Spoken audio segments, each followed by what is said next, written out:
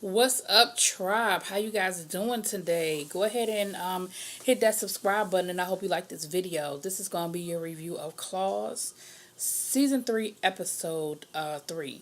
Excuse me, season 2, episode 3. Now look, this was another action-packed episode. There's a whole lot to unpack here, so I'm gonna try to do it character by character because it's just a lot, right? Um,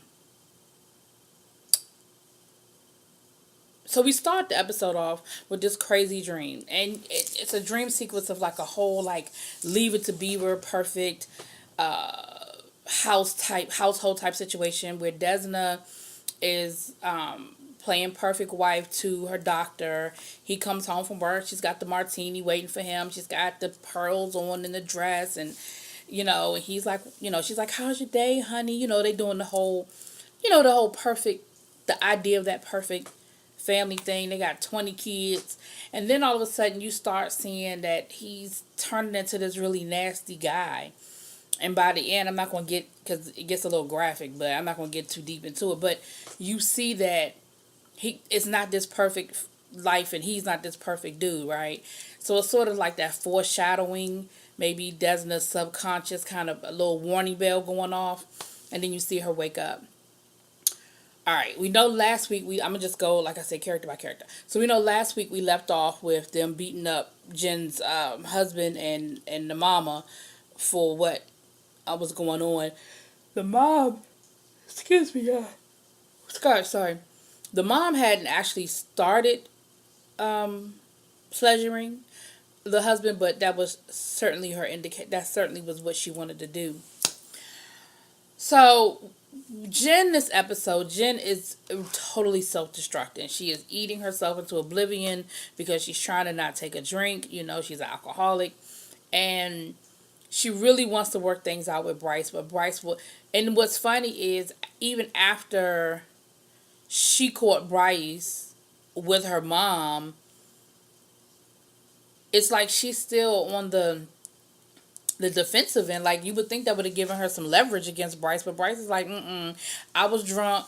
It was a drunken situation with me, but you made a conscious decision to have an affair. Like, it wasn't just a one time thing or one night stand. Like, you had an affair. And so you see Jenn dealing with that, and even a point where Desna had to break it down for her and say, look, you screwed up. Like, you totally screwed up, and you're going to have to give him time. I don't know whether y'all going to work this out or not, but you can't make him forgive you. You got to let him go through whatever his process is going to be. And Jenn hears her, but of course, that doesn't make it any easier. She misses him. She loves him. She wants to be with him. She's sorry for what she did, and he just ain't hearing it. They have this whole thing where they trick him into coming to the salon, and they set up this it's funny and weird all at the same time. They set up this like debate thing where it's like a presidential debate, and Polly is the moderator, and they're both getting the opportunity to state their cases and defend themselves or what have you. And when it's all over said and done, Brice is like, look, I don't know if I love you anymore. I don't know if I want to be with you anymore, but I know right now it's a wrap. Like, I can't do it. And of course, that's not what Jenn wants to hear. Jenn thinks that she thinks that she could just convince him to come back home, and he's just like, no, no, you got to give me time. I'm not trying to hear it. And then at the end of the episode, ooh, I'm telling you, addicts will do some crazy shit. Because Desna told her, she was like, if I smell alcohol on your breath, I'm taking you to rehab myself. So she calls herself, I guess, going outsmart everybody. And she has a liquor bottle she got hidden in the toilet. Y'all know how drug addicts be having shit all over the place. She dips a tampon into the vodka and inserts the tampon. And so that is how she gets the alcohol in her bloodstream. So when Brice brings the girls back home, because while he's out to dinner with the girls ask him, are you, mommy, getting a divorce? Why are you mad at mommy? And they finally tell her, they tell him, they say, well, why don't you just be an adult and apologize? If you're sorry, just apologize. And of course, it's one of those out of the mouths of babes kind of moment. Brice is just sitting there like, duh, maybe, why don't I just apologize? He brings the girls home and he clearly sees that she's drunk. And her thing is, I'm not drunk, smell my breath, you know. And he's like, whatever, I don't have to smell your breath. I know drunk when I see drunk. And so she was like, well, Dean is here and Virginia's here. They can help me with the girls. And he was like, nope, the girls are coming with me. And she starts to protest and he was like, look, you can either let them come home with me or you can deal with, child social services. And then, of course, she lets the kids go with him because, she ain't really trying to go down that route. And that's where we see her sort of sitting on the steps, upset. And, she's like, I'm sorry, I'm sorry, I'm sorry. But, you're an addict. And, oh my goodness. I was not yawning before I started doing this review. I'm sorry, y'all. But, you see where she's sorry, right? Okay, so that's Jenn. I want to bring this up about Quiet Ann before I forget. Quiet Ann is really holding on to some resentment about the situation with Desna and her girlfriend last season, with how they had to set the girlfriend up. And last week she made a comment about it when she was talking to Virginia. And then this week she made a comment. She said something about, when your best friend causes you to have to break up with the love of your life, something to that effect. So I'm just like, okay, that's going to come to a head at some point. I don't know when, where, or how. We see the previews for next week, and it looks like something happens next week. But but that's going to come to a head. I just wanted to mention that. So Desna and Dean go out on the boat with the doctor. He invited them to go out for the day, and it was really cool that he included Dean, wanted to meet Dean and get to know him. They get to the boat, and on the way to the boat, Dean tells Desna that he wants to dance with Polly's boys. He wants to be a stripper. And Desna ain't trying to hear that. And he's like, look, you getting your needs met, now I need to get my needs met. I want to dance with Polly's boys. And she tells him, look, Dean, we'll talk about that later. I need to get through this. She was nervous about, going out on a boat with him and everything. And she was like, look, I ain't got time to deal with that right now. By the end of the episode, she's worn down and she agrees to let him, do the dance. And it's going to be funny because y'all remember last season when he did that performance art piece and he was naked. And his piece was very impressive. That's why Virginia jumped on that thing to begin with, right? So that'll be interesting to see how that plays out. So they get on the boat. And his mama is there. He didn't tell Desna that mama was going to be there. So, of course, that automatically put her a little bit on edge. Like, why didn't you tell me you were inviting your mom? And, girl, the mama is my girl, Shirley Ralph. And she, she does the damn thing. And mama's in a wheelchair. And he introduces her, and, she's like, oh, well, it's nice to meet you, miss. And she corrects her and says, call me madam. And they have these 3 girls that they saved from a hurricane in Haiti. I think it's more to that story. The way the girls didn't talk. They were very quiet and lethargic. Dean said, you think they on the spectrum? Because they're not very responsive. But Dean is hilarious. He plays the hell out that part. But I think it's more to that whole little story about these orphans from the last hurricane. Because, they're from Haiti. And so, and she's like, yes, and my son is providing such a wonderful life for them. And, all this other stuff. So while they're eating lunch, she starts talking about, the mother says, oh, it's so great to meet you, Desna. He talks about you all the time. And he goes to cut her off, and she gets nasty. And then they start speaking in French. But, of course, they give you the subtitle. And he proceeds to feed his mama a strawberry. And she takes it, and she's all... And that's Desna's first glimpse into... What's this bullshit right here? Like, mama's boy or whatever. But what's this fraganackle right here going on? Later on, they're kissing on the boat, and the mama rolls up on him, and she throws a hissy fit. You hear me? And he's like, oh, well, my mother, she doesn't like public displays of affection. Oh, his mama also dressed him. He said that his mama buys all his suits. Desna's like, okay. And so when his mother throws this tantrum and gets all upset about them sitting there kissing in front of her and talking about how they disrespected her and how dare he disrespect her, and she can't believe that he's doing this to her. And she goes into the bathroom and locks herself in the bathroom. And they're talking her out of it. And he makes Desna apologize and, keep talking. And, I'm so sorry. And, we would never do anything to disrespect you. That was not my intention. I apologize. This whole kissing her ass thing, right? Like, just, oh, I'm so sorry. I'm so sorry. I'm so sorry. And then she finally opens up the door, and, because Desna finally says something about, you mean the world to him and you mean everything to him and he just loves you so much. Like, this whole thing, right? So she finally opens the door and her response is, I used to be the most important woman in his life. So Desna is just tripping, right? I would be too. I would be so thrown off and so turned off by that whole situation. Like, I get being a mama's boy. I get loving your mama. But that whole thing took it to another level, right? Dean done made friends with the captain. And captain going to take Dean whale watching and all that other stuff. But as they're getting ready to get off the boat, or when they get off the boat, he tells her, I love you. And she can't say it back. Because she's seen a totally different side of him that she ain't really rocking with.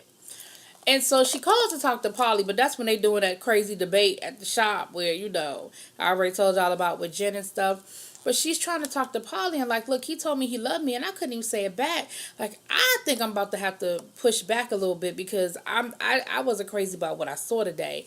Him and his mom, that relationship is just, I just ain't ready for that, right? So we'll come back to that because that sort of meets something at the end. Hold on. Sorry, I'm thirsty. So, Uncle Daddy is still not feeling this whole situation. He is not accepting the situation. He ain't feeling the situation. So, Slava, the new boss. And remember, Roller and them don't know what happened to the first chick. They don't know that the sister killed her. They just know she disappeared and and the sister just showed up and they were like, what's up with this? So Roller, I'm sorry y'all. Uncle Daddy, I'm gonna come back to Roller. Uncle Daddy is having a session with his boyfriend. He's all in his bondage, and the boyfriend is spanking him with a cat o' nine tails, and they doing this whole, bondage thing. And she rolls up on him, and she's like, look, I need to meet your law enforcement connect. And he's like, hell no, I ain't doing it. I don't care. And she was like, look, I really wasn't asking. I was telling you, and the next time I'm not going to be so nice. So set it up, make it happen, or we're going to have problems. So he sets it up. And y'all remember the black cop that he got on that Uncle Daddy had on his payroll. So he sets up the meeting, and the two of them hit it off. The cop and the Russian, they hit it off. And, Uncle Daddy is telling him, look, I just need you to get in good so we can get this information. We need to find out what happened to the other chick. We need to get some information. And when I'm back in charge, I'll double your fee. He's like, all right. But I ain't trusting him. He's going to go with the highest bidder. And he's going to go to what's in his best interest. Because he got a lot to lose. You know what I mean? He's a cop. He ain't got time to play these mobster games with y'all. Whoever's in charge is who he going to deal with. So they hit it off. They're, all bonding and stuff. And the cop, he's talking about how his daddy was an alligator poacher. And the Russian, she's like, oh, really? My dad used to hunt, tigers.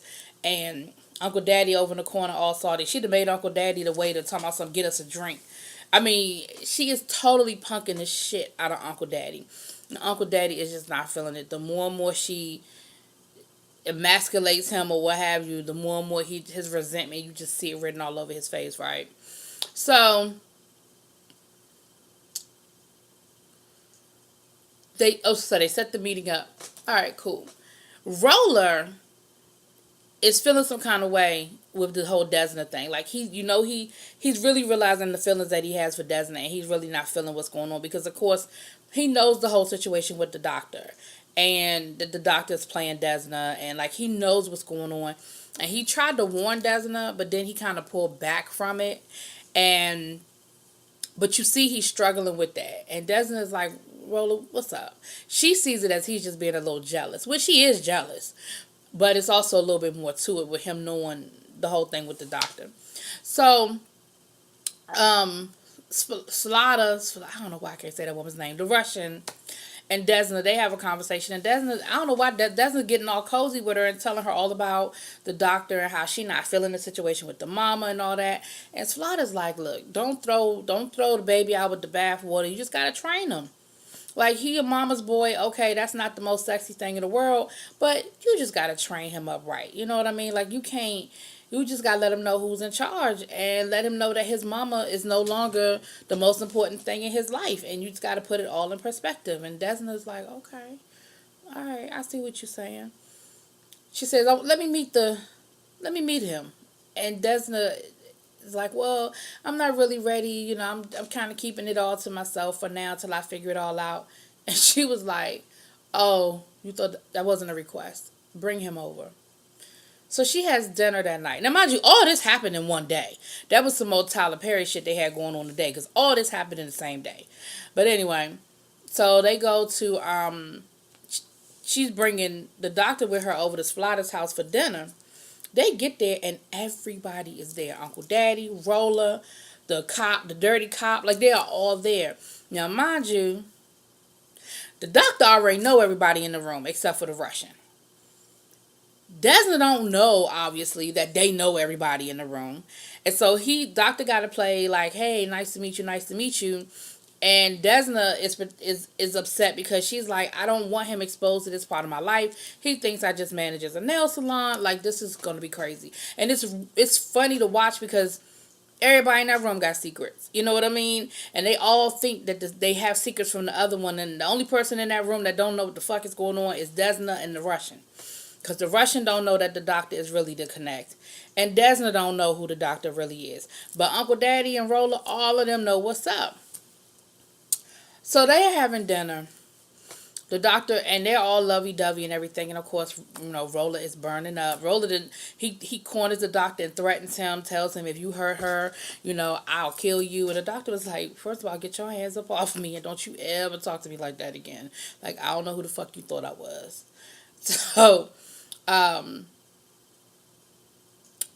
so while they're having dinner, like I said, they're all lovey-dovey at dinner, and the Russian is like, yes, I like him, he's a sweet guy, he really cares, you can tell he cares about you, like, don't let this go, you just gotta train him. And he ends up leaving. He gets a call and says he has to bow out early. I think he just wanted to, get up out of there, which, that's understandable.